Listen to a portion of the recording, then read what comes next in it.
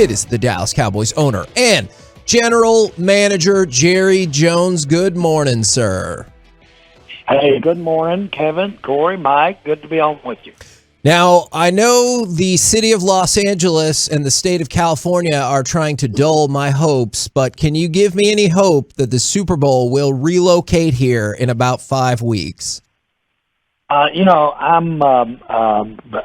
thinking that positively, frankly, for the California situation, that's the plan. That is where it's scheduled, and I really, in the spirit of hoping that we have a lesser COVID intensity impact here, that we'll be having it as planned.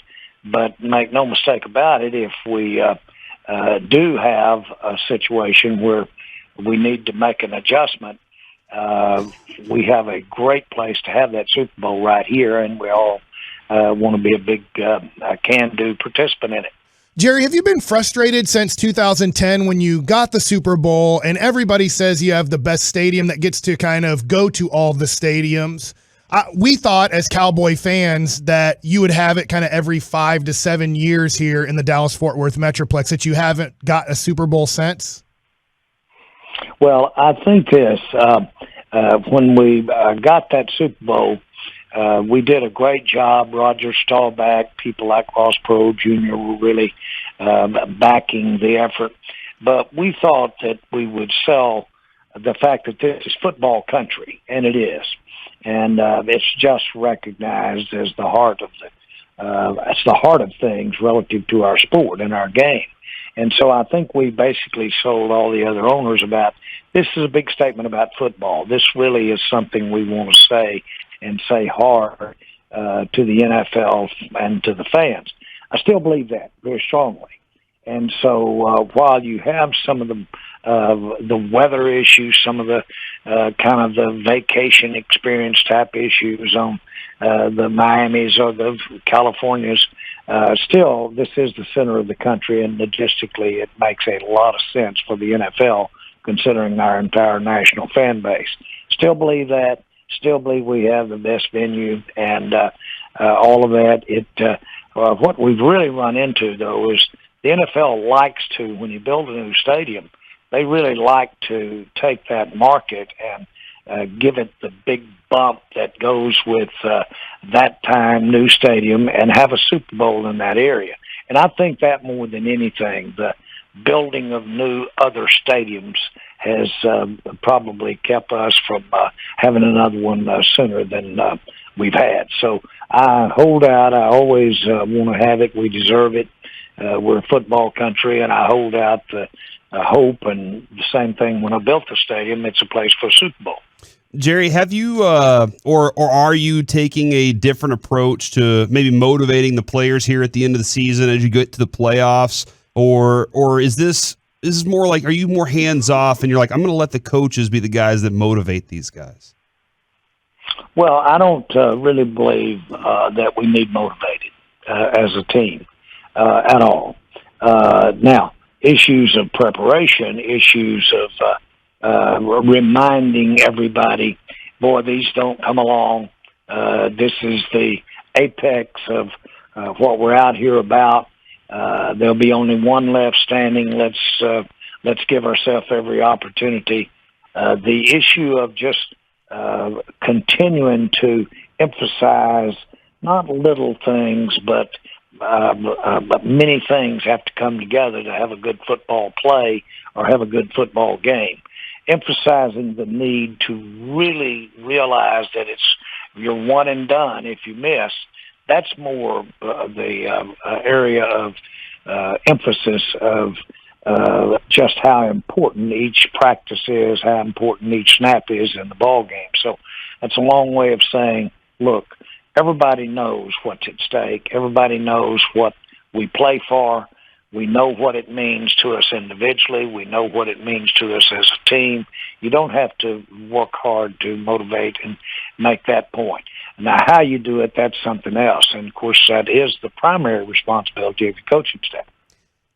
Talking to Jerry Jones right here on 105.3 The Fan. Given the one-and-done nature of the playoffs. I know the NFL and the Players Association just made some adjustments. Would you imagine there would be any more COVID protocol adjustments or return or testing adjustments going into the playoffs to make sure people can be on the field? Yeah, I just am looking at society in general, but we're adjusting almost by the day, and to the current, the current numbers, if you will, or the current intensity of it in any given area. And that's why we have the Super Bowl talk about it being in Dallas. That's why we have daily updates from the league as to protocols regarding what we do with our teams to keep it competitive, but more importantly, keep it safe. All of those things are really on a, if you will, day-to-day basis. Now, we got updates yesterday about, unfortunately, Tyron Smith and Anthony Brown joining the COVID protocol. Have there been any more players that y'all have had to put into protocol today or yesterday? No, we have not. And we're continually evaluating every player's situation. And we, of course, as we near a game time, then that has again, not to overuse the word, but it has more sensitivity because a player has prepared, they've done their work. Somebody that you might be playing or might have to play, not the next man up, but the next man after the next man up, he needs time to be thinking about he's going to be likelihood of him playing. And so just the timing of it, the closer you get to the game, a little more you'd like to have it set of who's going to be out there to play. Now, we have great depth, and the best depth I've seen us have in probably period. And that's serving us well for this COVID. But we've also used that depth to gain, by repetition, gain experience this year for young players or even for veteran players that are new in the system. This time that they've gotten to be on the field, the snaps they've taken, it's made us a better team, and it makes us better have flexibility. Again, another word for depth is flexibility in the COVID situation. Jerry, I'm worried about when Tyron Smith and Micah Parsons, two key contributors to this team, come back next week, how their energy levels will be, their cardio. You get to see these guys that have had COVID on your team come back. Is that a concern that us Cowboy fans should have on how they're going to feel come playoff week next week? Well, I don't want to sound insensitive about health or insensitive about their overall safety. But if our players are anything, they're fit athletes, and they are fine-tuned, healthy, really ready to go at this time of the year. They're in top form, and I have not seen COVID impact that productivity or that ability to execute physically. I haven't seen COVID impact that when players return. Hall of Famer Jerry Jones join us here on the KNC Masterpiece on 105.3 The Fan. And I want to talk a little bit about Kellen Moore real quick. What more do you think that Kellen has to learn to become more of a complete coordinator or a complete coach? Oh, I'm not so sure that I could ever answer a question relative how much you've got that you don't know that you need to know, how much you've got to learn. What the question is, does Kevin have enough to be a top coordinator? And I would say absolutely. There are other nuances to be tried almost to be a head coach. And I would say if experience is the teacher, which I would say it's a big factor, then he would have a lot to go, because he has no experience in being a head coach. But that doesn't necessarily mean he can't be a successful head coach without experience. And we all know it's better to have it.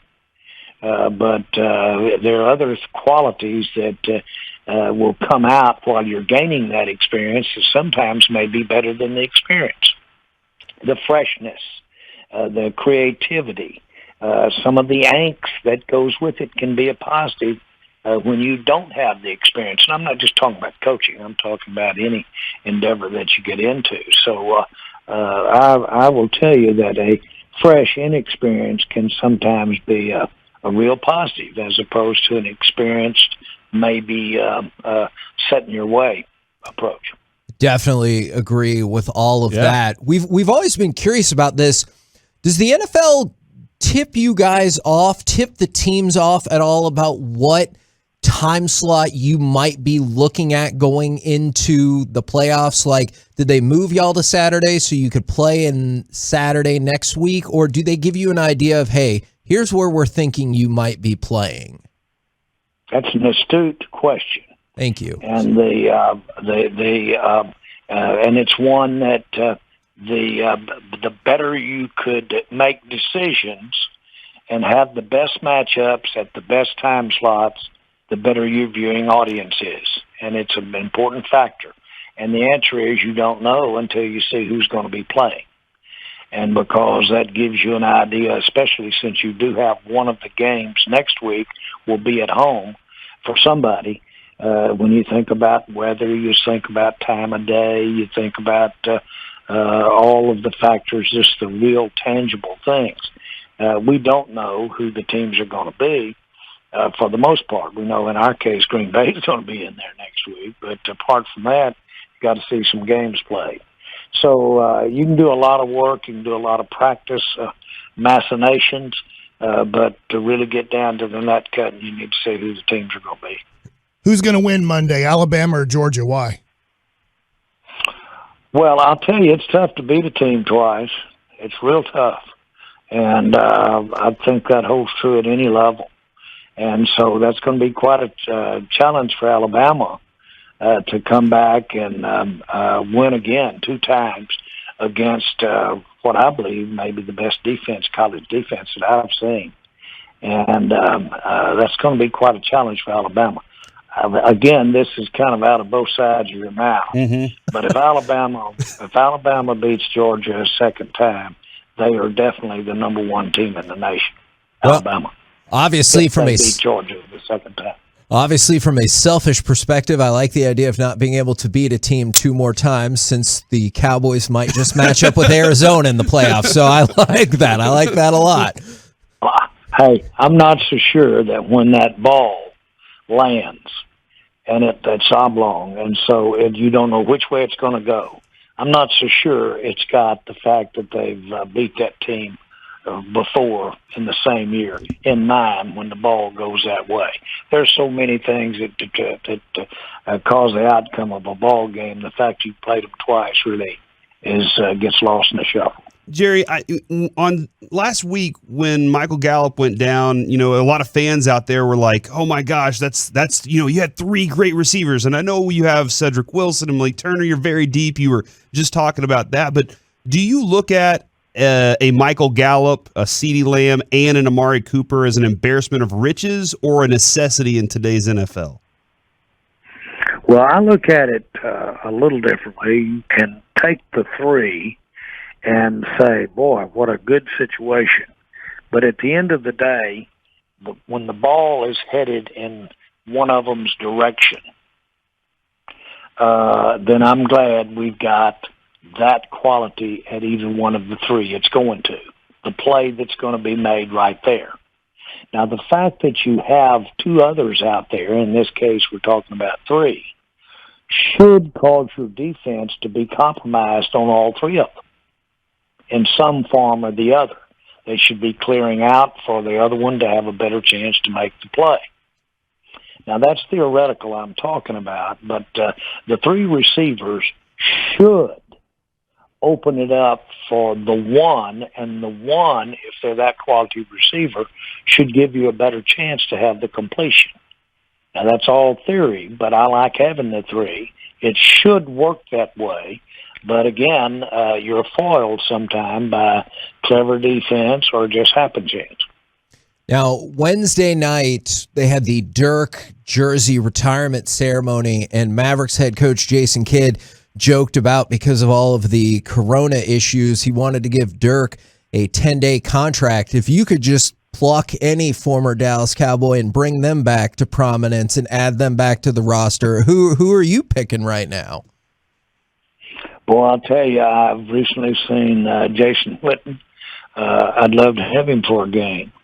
And I'm not demeaning anybody at any position to say this.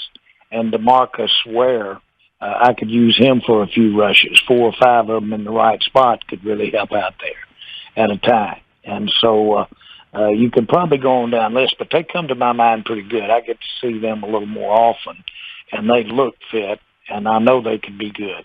I was walking on the field. It's been a long time, but it was right after I bought the Cowboys, and we were practicing in Austin, Texas. And I asked Roger Staubach to come down to Austin and join us for practice. I said, every time I'm walking out on the field, we have about 10,000 people watching practice in Austin, and I'm getting booed every time I walk out. If I could walk out on the field with you, I might see some applause. But so when we were walking out on the field, he looked out and he said, Jerry, he said, the third quarterback, he said, I can handle that job. And he said, we should think about that. He said, I don't know that I'd be good for an entire 60 so plays. But he said 2 to 3 series, I think I could do it as good as when I play. And he was about 47 years old when he said that. Yeah, and there's no doubt after being around him as often as we have that he still feels that way in his mind sometimes. That's for sure. I agree with you. And by the way, when he walked out there, he did get the applause. And that was something for you too, right, Jerry? Hey, if you could find that you were better than me, and I had rabbit ears, and I was listening for just one.